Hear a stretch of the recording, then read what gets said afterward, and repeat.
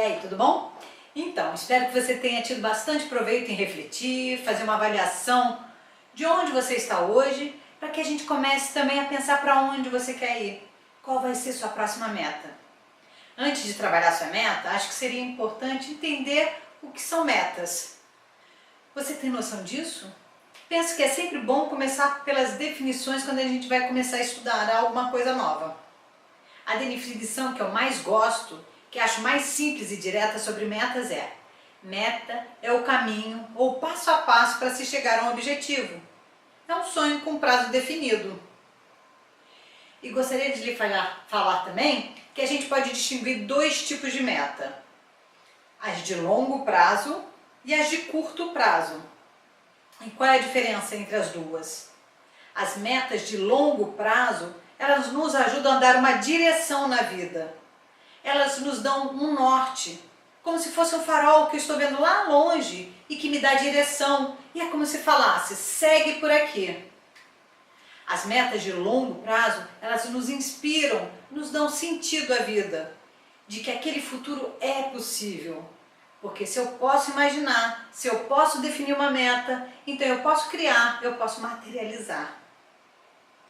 Já as metas de curto prazo permitem que a gente tenha foco e energia para atingir as metas de longo prazo. Então, pegando meu exemplo, a minha meta de longo prazo era e é ter uma vida mais equilibrada, viver com mais harmonia em todas as áreas da minha vida. Essa era e é a minha direção, o que me dá sentido na vida.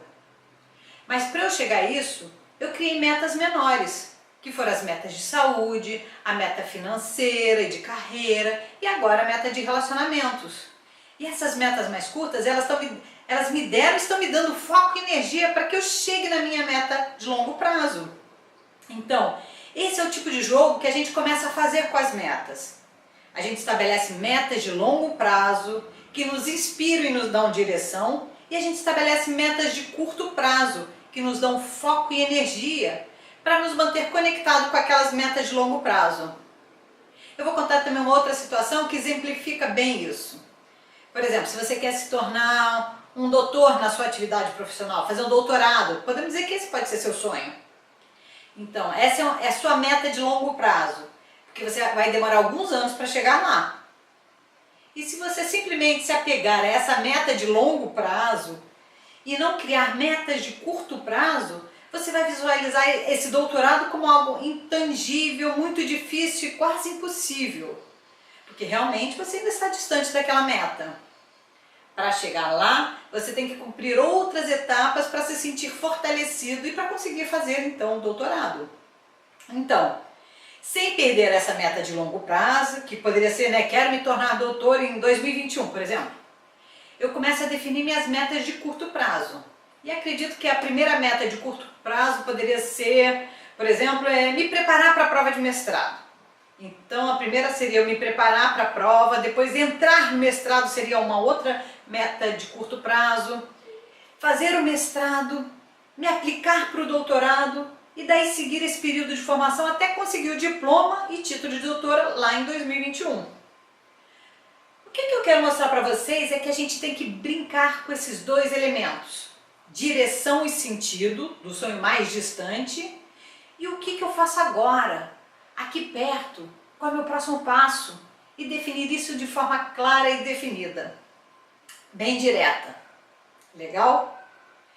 Então, você já entendeu o que são metas, os dois principais tipos de meta que a gente trabalha nas nossas vidas.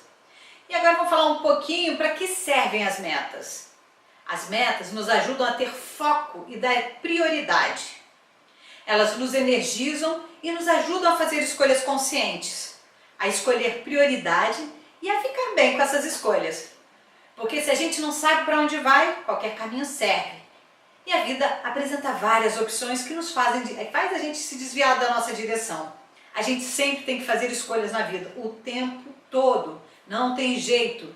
E alguma coisa sempre fica de fora para outra entrar, não é assim? Isso faz parte do jogo de viver.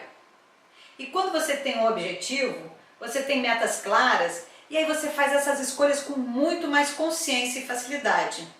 E com isso você consegue lidar com as consequências dessas escolhas. Por exemplo, a pessoa que eu comentei que quer se tornar doutora na área dela, ela vai ter que estudar muito para fazer essa primeira meta de curto prazo. A primeira não, acho que todas elas, né? Mas tudo bem. Isso provavelmente pode acarretar em algumas decisões difíceis, como por exemplo, diminuir a intensidade da vida social dela, o convívio com os amigos, família ou namorado, porque ela vai ter que passar um bom tempo estudando. E é bom que ela tenha essa consciência de que essa escolha vai ter que ser feita. Só que ela também vai ter a força, a motivação, o foco e a perseverança para se manter firme. Isso, e saber que isso não vai ser para sempre, mas pelo menos por um período. E para isso, ela vai precisar se adaptar também.